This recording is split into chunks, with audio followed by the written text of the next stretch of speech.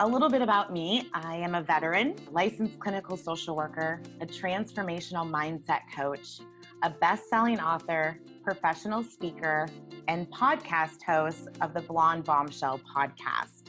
As a transformational mindset coach, I will transform your negative self-talk into positive self-empowerment, believing you are enough.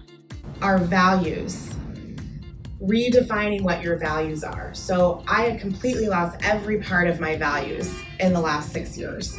So what I did as part of in this book, and there's exercises and things in the book as well, is redefining my values. So my top 3 values are authenticity, integrity, and honesty. So when I'm having a thought or a behavior or something that may not be positive, I think, how is this honoring my values of authenticity, integrity, and honesty? And sometimes it works because I'm a human, so sometimes it doesn't work, right? But I try to use that skill as much as possible. And 9 times out of 10, I find that what I'm saying to myself is not honoring my values. And it's projecting onto other people. And that's the hardest part, is that when we're not feeling good enough, it's projecting onto other people. I can tell you, oh, you're enough, right? But you're not going to believe that. And so it's really about self-discovery and finding your true self and your true passion and your true purpose, and finding those little nuggets, those what I call grounding skills, that are going to keep you grounded, focused, and helping you just overcome those negative thoughts, right? And those limiting self-beliefs. Where do people even start to discover your true self? That is such a good question, and it can be really difficult, especially when we're feeling stuck. And it's really all about those limiting self-beliefs and what we're telling ourselves.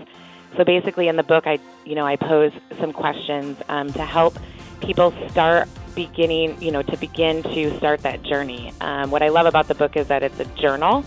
So at the end of each chapter, I pose questions where people can write their answers and really start that step, that first step, which is, it's amazing. I love it because I love journal books. So yeah, and my therapist has always said, use a pen, Jenny, write down your feelings. Don't use the keypad. It's a different type of energy that you're kind of releasing.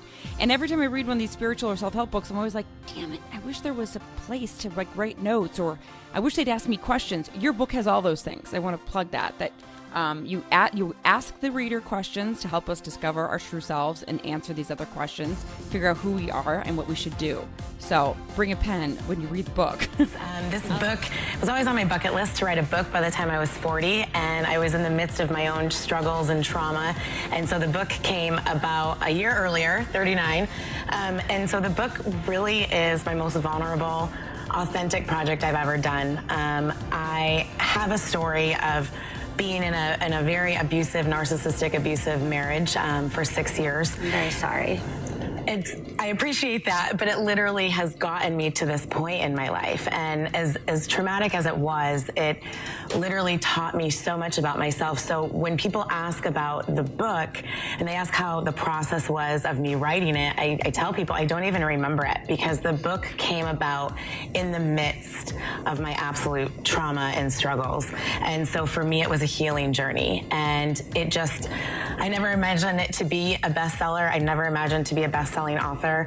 But it just goes to show that when we say goodbye to things that are not very positive in our lives, how our lives can completely change to amazing beyond words experiences. That's part of one of my steps, is really talking about grounding ourselves and really what do we say to ourselves. So it's really about what I call cognitive restructuring. So when you identify that negative thought that's in your head, you have to find something to combat it immediately. So whether that be you're going to distract that thought by something that you're doing physically, or it's something that you're saying in your head, whether it be an affirmation, whether it be your why. I'm a huge why fan. Like, what is your why? Why are you doing this? And so that is ultimately important when those negative thoughts come into our head. The simple message that you are enough. And no matter what you're going through, no matter what season you're in, there's ways to learn how to really believe that you are enough. And my passion and my purpose is to share my story, the struggles, the trauma, to be completely authentic, to help inspire others to realize that if you do the work, you can truly create the life you've always dreamed of.